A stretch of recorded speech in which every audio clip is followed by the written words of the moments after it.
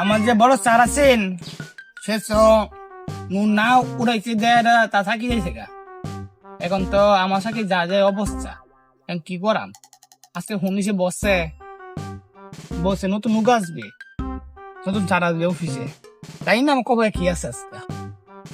ওই যে পুস্টিং হালাইলো, আগে আসছিলাম শহর, এখন হালাইছাই না গ্রাম ও জঙ্গলে টঙ্গলের ভিতরে। শুনছি এলাকার লোক বেশি সুবিধার না।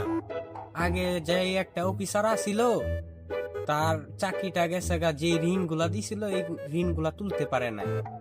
এখন আমার যে কি হইব কেডা জানে। আচ্ছা, ফোন দিয়া হেরা দেখি অফিসারটা কই আছে। হ্যালো, আপনি কই আছেন? হ্যাঁ, অফিসে আছেন? আচ্ছা ঠিক আছে, অফিসে থাকেন, আমি আইতেছি। ওই অফিস বানাইছে জঙ্গলের ভিতরে। স্যার আছেন, এখন বসেন। কি অবস্থা স্যার আপনার? এই তো আলহামদুলিল্লাহ ভালো। ও স্যার, রাস্তাঘাটে কোনো সমস্যা হয়েছে না তো? না না, আসতে তেমন একটা সমস্যা হয়নি। ও স্যার, আমাদের খাইকে এনজিও এসে আপনার এখন অনুভূতি কেমন? জি, এই তো ভালোই মোটামুটি। আমাদের অফিসে আজকে নতুন আসছেন, আমাদের নতুন অফিসে আপনি নেন কাগজ টাগজ সব নেন, দেখেন আমাদের অনেক টাকা দেওয়া আছে, কিন্তু এখন আগের মতো টাকা পয়সা প্রসেস করে না। 7 দিন কত 12 দিন ঘুরে, যেমন গাও আছে বর্তমানে তোমার 30 লাখ টাকা 40 লাখ টাকা পাই আমরা, খোঁজ খবর নাই। তারা আপনি আসছেন আর আপনাকে নিয়ে এটা এখন আসেন গাওয়ার সাথে দেখা করি, বুঝছেন স্যার? কি বলেন? হ্যাঁ, যাইতে হইব। আপনারা এখানে কি করেন? এত এত টাকা পড়ে রয়েছে গ্রাহকের কাছে। আমাদের তো স্যার বড় স্যার আছেন, বড় স্যার তো চাকরি ছেড়েছি, বুঝছেন? এখন আমার উপর সব দায়িত্ব, বুঝেছেন না? আপনি আসছেন এখন 2 দিন মেয়েরা দেখি আজকে কিছু আজকে সোমবার কি নুন আজকে উড়াতে পারি কিনা।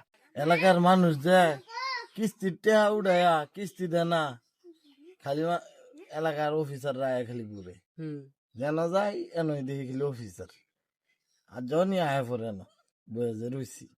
কিস্তির অফিসার আইতাছে আঙ্গুর আব্বার টেনে তো টেপা আমি যাই। কারণ নাম না আপনার কথা আছে ভাই, আরামে ব্যস্তান কিছু টাকা পাইতাম, এখন দেখি আরামের পুতে আমার দেখে পালিয়ে যাই। তা দেখেন কি অবস্থা এরা। হ্যাঁ, আপনাদের এলাকার অবস্থা খুবই করুণ। আপনাদের ঋণ দিয়ে আপনারা খুব সমস্যায় পড়ছেন। ভাই কারণ আইসেন আজকে? ভাই আমরা তো আসছিলাম আজকে, যে জুবায়েত নামক একজনে আছে ওনার কাছে আইছিলাম। ওনার বাড়িটা কোথায় আপনি কি বলতে পারবেন? জুবাই তো বাড়িত নাই, আমি এখনো খবর আছে এখনো বয়ে গান হরে, কিস্তির গান হরে। কিস্তি তুলছে 8টা 10টা, ট্রেন গুলি সব খিলাপি, বউ মরিলে সিন্নি দিত কিনে এক মন জিলাপি। রান্না করতেছে একটা গাছের আঘাত বইয়া। আপনারা আমার লগে আইবেন দেখাই। আমি কিস্তি তুলছি 1টা 10টা। এই যে জুবায়েত ভাই। হ্যাঁ আসসালামু আলাইকুম ভাই, কেমন আছেন?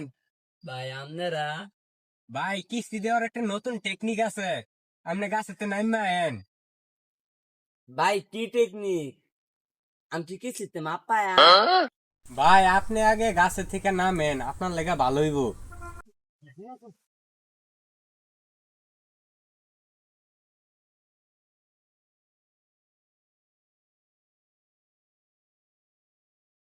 ভাই, পরে কি কি বার করছেন আপনি? ভাই কোনো বাউ নাই। আমার বাবা আছে একটা, হ্যার বউ, তার বাহের বাদ বহুত সম্পত্তি হইব। হ্যাঁ তে যদি বেচেন নাম নেব কিস্তি দিতারে, আর বাহের একটু নাই। আচ্ছা ভাই, ভাবিরে একটু ভালো কইরা বুঝান, আপনি বুঝাইয়া হাইরা ব্যবস্থা করে আমাদের কিস্তিটা দিয়া দেন, তাহলে আমরা আইনের আওতায় যাইতে বাধ্য হবো। ভাই আমার ভাবি আমারে উঠতে বইতে ফিরতে আমি কেমনে সম্পত্তি কথা কইয়াম। অনেক এলাকার বড় ভাইরা আছে, চাচারা আছে, এরা যদি বাহিরা দেয় তাইলে আমি আনতাম না। আচ্ছা এই বিষয়টা সবাই মিলে একদিন বইয়া ব্যবস্থা করে দিব, আপনার টেনশন করেন না। ভাই শুনুন না, আমার টাকা কিন্তু ভাই 10 লাখ টাকা ফেরত নিছে আমার কাছে। আচ্ছা ঠিক আছে, 10 লাখ টাকা বাউ করতেছি, আপনার টেনশন করেন না। আচ্ছা এই কথা আমার ভাই সামনে আসতেছে 2 জন ভাইয়া। অনেক হেরা যদি মনে করি দিন আনবে।